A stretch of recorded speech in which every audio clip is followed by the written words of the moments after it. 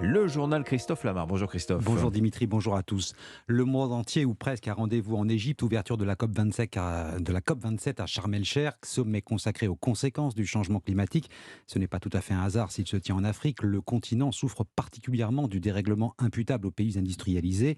La solidarité entre le Nord et le Sud, Emmanuel Macron l'abordera dans son discours cet après-midi, mais pas seulement. Alexandre Chauveau, le président veut se poser en défenseur de la nature. Oui, parce que la guerre en Ukraine a complètement déstabilisé le marché de l'énergie et que de nombreux pays sont en train de revoir leur politique en la matière. L'objectif pour Emmanuel Macron, c'est donc que ces changements ne s'opèrent pas au détriment des accords de Paris qui prévoient de limiter la hausse des températures à 1,5 degré d'ici 2050. Concrètement, le chef de l'État plaide pour une sortie totale du charbon et souhaite accompagner les pays du Sud dans leur transition écologique. Manière pour le président de tenter de façonner sa stature de meneur à l'échelle internationale, lui qui aspirerait, selon plusieurs proches, à un poste européen à l'issue de son second quinquennat. Emmanuel Macron, soucieux de la trace qu'il laissera dans l'histoire, compte donc s'appuyer sur l'écologie pour apparaître comme un acteur politique majeur sur ce sujet, après avoir placé en France la planification écologique directement sous l'autorité de sa première ministre. Il poursuivra cette séquence climatique demain en recevant à l'Élysée les 50 dirigeants des sites les plus émetteurs de gaz à effet de serre du pays. Alexandre Chauveau du service politique d'Europe 1. Alors COP27 qui s'ouvre sur fond de crise énergétique mondiale. Dans le département du Bas-Rhin, une commune a trouvé la solution pour réduire drastiquement le montant de sa facture. Et c'est l'une des rares à ne pas en souffrir en France. L'explosion des prix de l'énergie s'est comme arrêtée aux portes de Muttersolt. Ce village de 2000 habitants a pris le virage de la transition énergétique il y a 8 ans sous l'impulsion de son maire écologiste.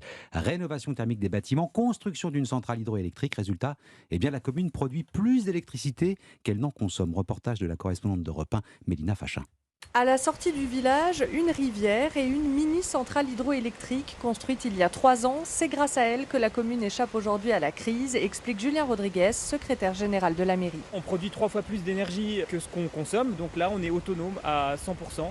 La mairie, l'école, la salle des fêtes et tout l'éclairage public sont alimentés à 100% par cette turbine. Donc on n'a plus de facture d'électricité. Soit 43 000 € d'économie par an. Grâce à des aides de l'État, la mairie a aussi fait isoler ses bâtiments, installer des panneaux photovoltaïques, une chaudière à bois. Michel Renaudet, premier adjoint au maire écologiste, est convaincu de pouvoir servir d'exemple. Tout le monde ne pourra pas mettre de centrale hydroélectrique, mais en matière de sobriété, d'isolation, de production photovoltaïque, ça laisse quand même ouvert le champ des possibles pour beaucoup de communes. Le surplus d'énergie produite est revendu, il sert à rembourser le coût de tous ces travaux, mais d'ici quelques années, lorsqu'ils seront amortis, la commune pourra même gagner de l'argent. Muttersolt, Mélina Fachin, Europe 1. Et l'envolée des coûts de l'électricité, c'est une réalité pour la SNCF. Son patron a déjà prévenu, le prix des billets augmentera l'année prochaine. Le ministre des Transports demande à la compagnie de mettre en place un bouclier tarifaire avec un objectif. La hausse doit être inférieure à l'inflation. L'heure est aux économies un peu partout. Les laboratoires d'analyse médicale n'échappent pas à la règle et on ne peut pas dire que ça leur fasse plaisir. Leurs représentants seront reçus ce soir par le directeur de l'assurance maladie. Le gouvernement leur réclame 250 millions d'euros d'économies. Inacceptable pour les labos qui menacent de se mettre en grève. L'exécutif, lui, reste inflexible. Il estime qu'ils ont largement profité de la crise sanitaire. Ils peuvent bien faire des efforts aujourd'hui, Yasmina Katou. Oui, selon le gouvernement, les marges des laboratoires ont augmenté, passant de 18 à 26% grâce aux tests Covid. Mais ces bénéfices ne prennent pas en compte les investissements, notamment pour répondre à la forte demande pendant la crise, explique Alain Lemeur, président de l'Alliance pour la biologie médicale. On investit à peu près 10% de notre chiffre d'affaires. D'ailleurs, on l'a montré dans la crise du Covid. Il a fallu acheter des machines, employer beaucoup plus de personnes performantes, donc il a fallu les former. Donc il nous faut énormément d'investissements. Les laboratoires acceptent de rétrocéder les profits gagnés grâce aux actes Covid pour 2023, mais refusent une baisse des tarifs sur tous les examens de façon pérenne. Si on baisse de 250 millions d'euros les tarifs, ça diviserait par 6 le résultat net de nos entreprises. On serait obligé de fermer des sites de laboratoires et souvent dans des zones désertiques au niveau de l'offre de santé publique. Si les discussions avec l'assurance maladie n'aboutissent pas, les 4000 laboratoires privés en France fermeront à partir du 14 novembre. Yasmina Katou, spécialiste santé à Europe 1. Aux États-Unis maintenant, veillée d'armes avant les élections de mi-mandat. Et dans un climat tendu, voire hostile, il n'y a pas une mais deux Amériques face à face, incapables de s'entendre. Des démocrates en difficulté dans les sondages qui placent les Américains face à un choix, comme l'a dit Joe Biden hier à New York. Vote! Get out the vote! Now! God bless you all and may God protect protect our troops. Thank you, thank you, thank you. Alors, face à un choix, et les Donald Trump de son côté jette aussi tout son poids dans la bataille. Ça, c'était hier en Floride. People of Florida are going to re-elect the wonderful, the great friend of mine, Marco Rubio, to the United States Senate. And you're going to re-elect Ron DeSantis as your governor of your state. L'ex-président Trump en Floride hier pour soutenir ses candidats. La Floride, État traditionnellement favorable aux républicains. Les élections pourraient au final tourner à la catastrophe au global pour Joe Biden. C'est ce qu'indiquent les sondages. Les démocrates pourraient perdre le contrôle de la Chambre des représentants, voire du Sénat. Une revanche pour les partisans de Donald Trump, en particulier dans l'Amérique rurale touchée de plein fouet par l'inflation. Exemple en Pennsylvanie avec le reportage du correspondant d'Europe 1 aux États-Unis, Alexis Guilleux. Au volant de son vieux pick-up bleu, Brian McDonald n'a qu'un mot pour qualifier la présidence Biden. Un désastre. Dans cette région rurale de Pennsylvanie, la voiture est indispensable au quotidien et les prix de l'essence ont battu des records ces derniers mois. L'essence, les gens en ont besoin pour aller travailler. Moi, je fais ce que je peux pour économiser parce que ce n'est pas normal de dépenser des centaines de dollars pour un seul plein de courses. Cela ne peut pas continuer comme ça. Comme beaucoup d'électeurs dans la région, ce conservateur convaincu ira voter républicain demain pour punir le parti au pouvoir et espérer un changement.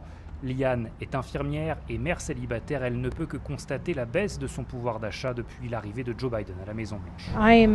Je suis diplômée et je ne devrais pas avoir ce genre de problème dans ce pays. Les fins de mois difficiles, devoir choisir entre prendre plus d'essence ou plus de courses. Tous ceux à qui je parle ont les mêmes difficultés. Liane ira elle aussi déposer un bulletin républicain dans l'urne. Dans son comté, Donald Trump avait récolté près de 80% des voix lors de la dernière présidentielle. En Ukraine, la ville de Kherson privée d'eau et d'électricité après une série de bombardements dont Moscou et Kiev s'accusent mutuellement. Inquiétude autour du barrage de Karovka frappé par un missile ukrainien selon les forces russes. On termine ce journal avec le tennis. C'est une Française à l'affiche de la finale du Masters féminin de Paris. Caroline Garcia sur le point de conclure sa plus belle saison. Elle s'est qualifiée cette nuit aux dépens de la Grecque Maria Sakkari.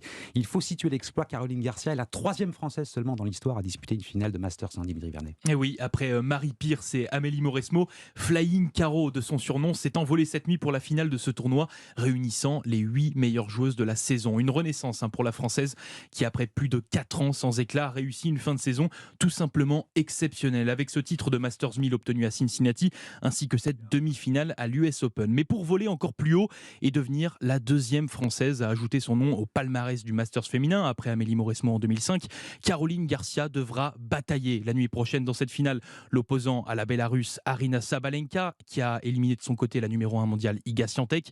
Une finale qui s'annonce donc très disputée entre deux joueuses du même calibre.